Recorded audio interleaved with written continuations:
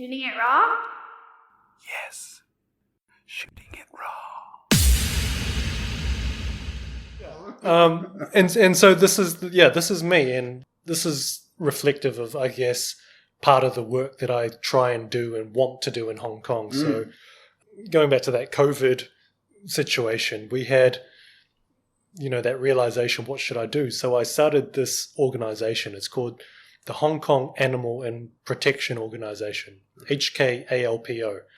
And the goal behind it is to get like-minded individuals, be they lawyers, law students, whatever, whoever, just to band together and start thinking about the problems in Hong Kong related to animals. And a lot of the issues stem from and are directed against companion animals. Okay. And so this is my way of sort of giving companion animals a nod. Okay. So that's what you're focusing on, is on companion animals. Companion animals and wildlife. Oh, okay. So yeah. there are two Animals. sort of, Okay. two veins, but the companion animal stuff is a really big problem in Hong Kong. And I think it's really down to mindset and exposure.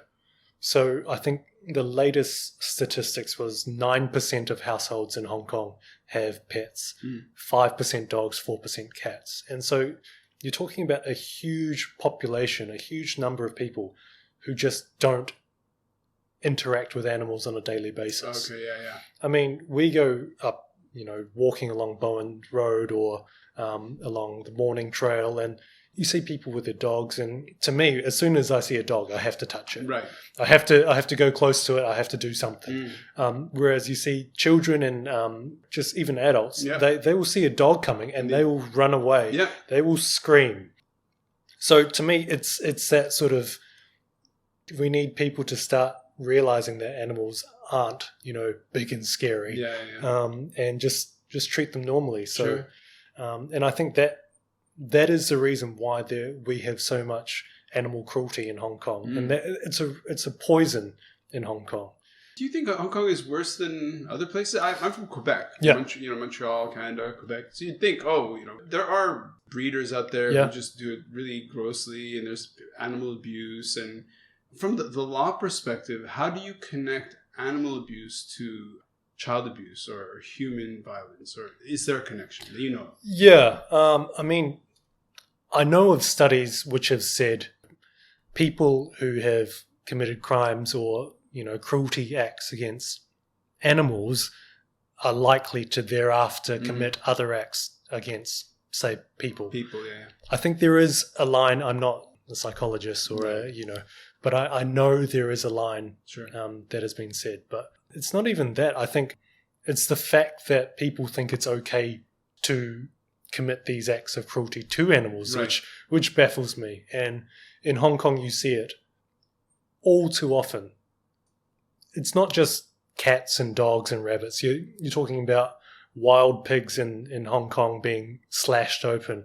Talking about pigeons being stabbed with pencils and whatever through their eyes. It's incredible. It just seems like no animal gets any recognition or respect, which is baffling, and that really needs to change. So professionally, how much of your training has been to understand? So for example, I've done work in forensic accounting. Yep. And one of the things that comes up is that people who break the law and in terms of white collar crime usually do it because there's a kind of a dynamic where they think they can get away with it, and whatever that psychology is. So the forensic accountants that I spoke with, and some of them were from the legal profession and some weren't, part of their job was to understand human motivation towards whatever it is. Right? Sure. So in terms of your professional training, how much of where you're coming from, if you are to represent animals who don't have a voice or anything, so how much of your understanding, how do you tackle the psychological, motivational, whatever thing that people will go out and be cruel? Then you're just like, well, wait a second, let's deal. So how do you tackle that problem? Yeah, that's a really good question, and it's something that I've been thinking about for a long time. And it's all down to mindset. It's just the mindset of people needs to change in Hong Kong. I think unfortunately, animals under the law, they're classified as property. So they're objects. So if you lose your iPhone, you're going, I need to buy a new iPhone. Right. If you lose your cat, the law's going to treat that like property. Yeah. So you'll get compensation as to what the animal is worth, but an animal is so much more. I mean, you have a life with this living, feeling being. So how do you put a price on that? And that's something that I have yet to figure out, and I don't know how the courts are going to either, because it's never been asked before. Yeah, that's also super huge. So it's super huge. But so it's changing mindset. I think if people can start considering animals to be more than just things, right. they're living creatures capable of feeling pain, pleasure, they need love and attention, then maybe people will go, wait, I see a pigeon. Maybe I won't stab him in the face because he's going to hurt. And right. I had Paul Watson. I don't know if you've heard of Paul Watson, but his approach to conservation and is very, very forceful and I think extremely needed. He has a clear understanding of where the edge is in terms of the law. And so he understands that there are boundaries that that the law either you can use to your advantage or not or whatever. So this is how I ask questions. I go meander for 1,000 minutes. It's great. And then you should figure out what I'm asking. You should be a lawyer. Dare you, sir. Them fighting words. So what is your frame of reference when you look out into Hong Kong and you go, oh, it's really bad here. But compared to what? You know, like compared to New Zealand, like what is your baseline? Yeah. I guess the baseline is 0. I mean, if you could get 0 acts of cruelty, then that would be great. So my baseline is there should be none. Okay. But if I'm comparing it to different countries, then I think Hong Kong is very far behind, is very archaic in terms of how it treats animals and how the law treats animals. We have legislation in place, the Prevention of Cruelty to Animals Ordinance. It's 70 years old. Right. It hasn't been changed. Yeah. The government had asked for a consultation as to, what we should include, and amazing organizations and amazing animal welfare specialists have made submissions. Our organization made submissions, but nothing's been done yet. Right. So we just wait. But it's a very lackluster legal system in Hong Kong when we're talking about animals. Okay. Some things are taken very seriously in Hong Kong. I mean, the current political climate, you already know some things you just do not do in Hong Kong because you will face severe consequences.